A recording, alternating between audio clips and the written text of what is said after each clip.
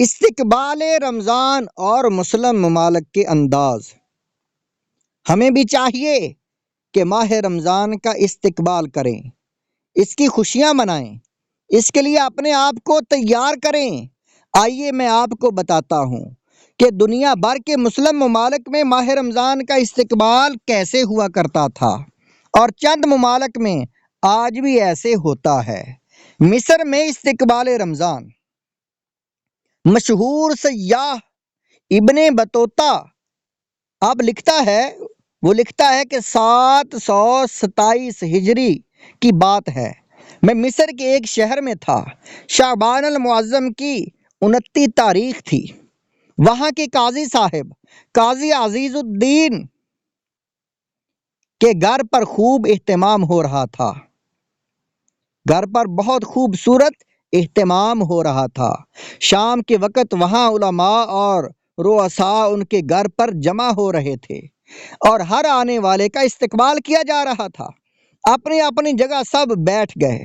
جب قاضی صاحب آئے تو اب یہ قافلہ دھوم دھام سے روانہ ہوا، اور یہ سارے قافلے والے ایک بلند جگہ پر پہاڑ پر پہنچے۔ وہاں قالین بچھے ہوئے تھے۔ سب نے مل کر رمضان کے چاند کو دیکھنا شروع کر دیا۔ جیسے ہی چاند نظر آیا پھر وہاں دعائے خیر کی گئی، اور اس کے بعد نماز مغرب ادا کی گئی، اور اس کے بعد سارے شہر والے ہاتھوں میں فانوس، شمعیں، قندیلیں لیے گویا رمضان کا استقبال کرتے ہوئے سڑکوں پر نکل آئے۔ اور اس کے بعد ہر سال ماہ رمضان کا اسی طرح استقبال ہوتا تھا، اور اسے یہ لوگ یوم الرکبہ یعنی سواری کا دن کہتے تھے۔ مراکش میں استقبال رمضان۔ مراکش اور اس کے اطراف میں ممالک ہیں، وہاں کے بارے میں بتایا جاتا ہے کہ شعبان کے آخری عشرے سے ہی رمضان کے استقبال کی تیاریاں شروع ہو جاتی ہیں۔ لوگ اپنے اپنے گھروں کی صفائیاں کرتے ہیں، گھر میں رنگ و روغن کرواتے ہیں، جو چیزیں نئی لینی ہوتی ہیں وہ خرید لیتے ہیں، اور اس کے بعد آمد رمضان پر ایک دوسرے کو مبارکباد دیتے ہیں۔ اور جب ماہ رمضان کا چاند نظر آتا ہے تو طرح طرح کے قصیدے پڑھے جاتے ہیں، گویا اس کے استقبال کے گیت گائے جاتے ہیں۔ دیگر اسلامی ممالک کا انداز۔ اہل یمن کا بھی انداز بڑا نرالا ہے۔ جب ماہ رمضان کی آمد ہوتی ہے تو اہل یمن کلام کے ذریعے، قصیدوں کے ذریعے رمضان کا استقبال کرتے ہیں۔ اردن میں بھی چاند نظر آتا ہے، ہوٹل بند کر دیے جاتے ہیں، اور سحری کے وقت لوگوں کو جگانے کا اہتمام کیا جاتا ہے۔ موریتانیہ میں رمضان المبارک کا چاند دیکھنے کا اہتمام ہوتا ہے، اور جیسے ہی چاند نظر آتا ہے ہر طرف خوشی پھیل جاتی ہے، لوگ ایک دوسرے کو مبارکباد دیتے ہیں۔ صومالیہ میں آمد رمضان کی خوشی میں مساجد کو سجایا جاتا ہے۔ ترکیہ میں رمضان کو مہینوں کا بادشاہ کہا جاتا ہے، اور انڈونیشیا کا تو عالم یہ ہے کہ وہاں لوگ رمضان کے چاند کی تعظیم میں ننگے پاؤں رمضان کا چاند دیکھنے کے لیے جاتے ہیں۔ رمضان آنے والا ہے، اس کا چاند دیکھنے جا رہے ہیں، اور سبحان اللہ مسجدوں میں صفائی کا اہتمام ہوتا ہے، راستوں کو سجایا جاتا ہے۔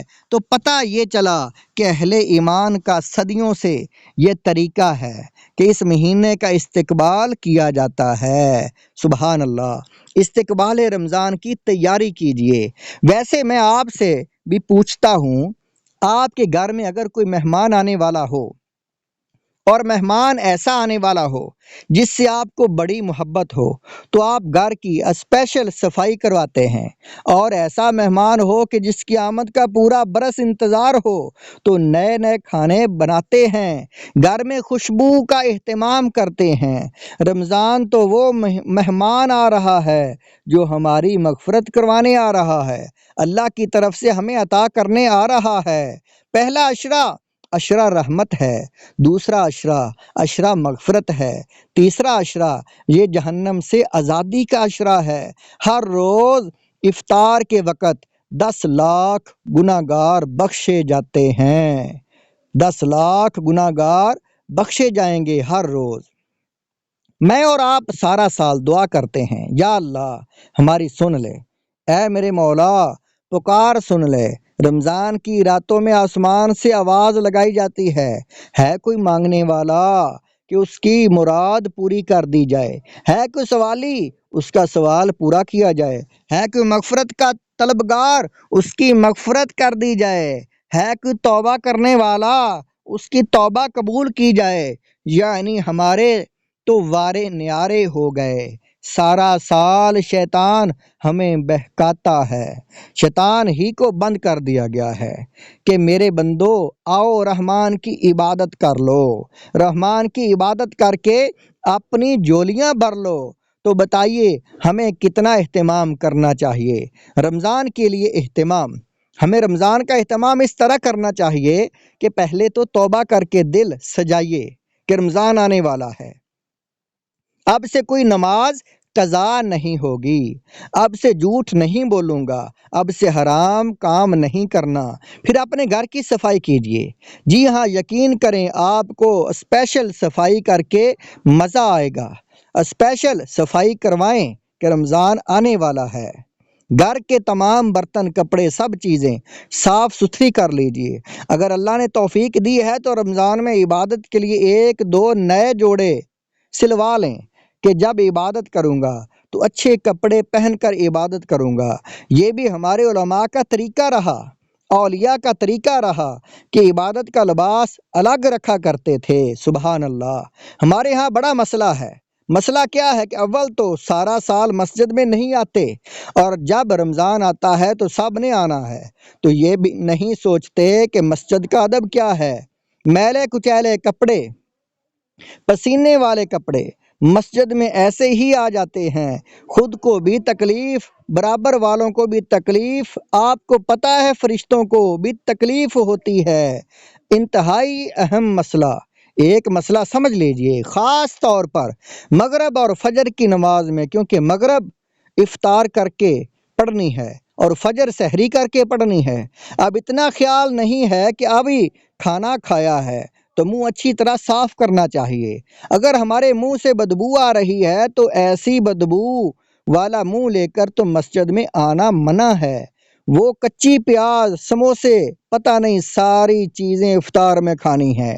اللہ کے بندو یہ ساری چیزیں ہم مغرب کے بعد بھی کھا سکتے ہیں، مغرب سے پہلے کھجور کھا لیں، پانی پی لیں، اگر پھر بھی کھانا ہے تو فروٹ کھا لیں تاکہ آپ کے منہ میں بدبو نہ ہو۔ ویسے ہی آپ پورا دن بھوکے رہیں اور اب منہ میں بدبو، پیاز، سموسے، پتہ نہیں کیا کیا کھایا اور اللہ کے گھر میں آ گئے۔ آپ کو پتہ ہے جب بندہ نماز پڑھتا ہے، تلاوت کرتا ہے تو اس کے منہ کے ساتھ فرشتہ منہ لگا دیتا ہے۔ اس وقت اگر کھانے کی کوئی شے اس کے دانتوں میں ہوتی ہے، ملائکہ کو اس سے ایسی سخت تکلیف ہوتی ہے کہ اور کسی شے سے ایسی نہیں ہوتی ان کو۔